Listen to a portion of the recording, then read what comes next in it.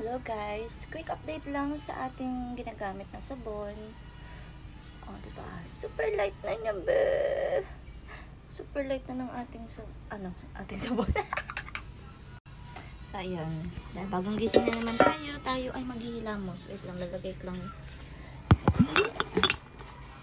Yan. Hilamos lang tayo saglit. So, kung ginagamit ko dito pag maghihilamos, tabo-tabo lang, be. Siyempre, hindi naman tayo,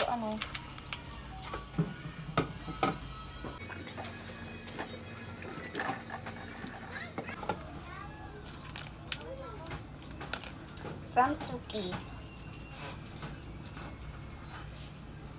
Ang ganda talaga niya sa mukha. Ang bilis pumuti talaga ng mukha ko, be. As in, ang bilis niyang pumuti. Nakakatuwa lang.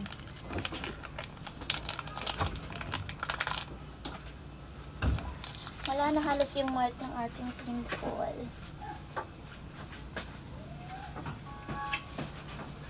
Tapos, pag magkukuskus kayo sa mukha nyo, huwag na masyadong madiindi.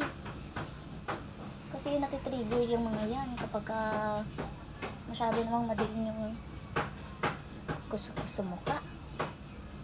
So, ayan, ganyan lang. Tapos, babad ko lang siya ng mga 30 to 1 minute. Balikan ko kayo after. So, ayan. Hilamos na tayo.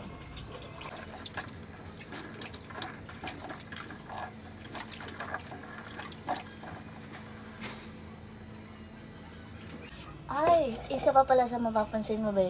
Matatanggal yung mga libag-libag. Yun. Yung mga natatanggal. Ay, kakatuwa.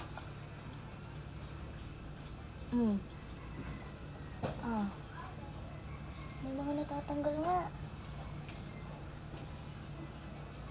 Hindi ko lang sure kung makikita nyo siya.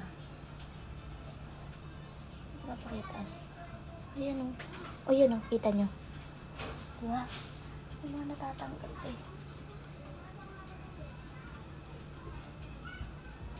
Ay, galing. Ang galing talaga. Ang galing mo talaga.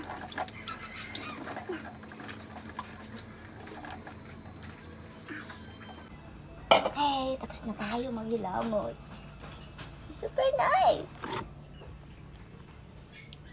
Nice natin. So, yan yung ating face. Siyempre, pag bagong hilamos ka, lahat talaga ng mga pwedeng mamumula talaga yan. Pero mamaya, pagka okay na yung mukha mo, wala na yung pamumula na yan. Pero ito, super flat na niya. Flat na siya. Tapos sa personal, light na talaga siya. Sa camera lang talaga medyo parang alam mo yun, lahat ng mga pwedeng pumula is kitang-kita sa camera. Pero sa personal is hindi naman siya ganun.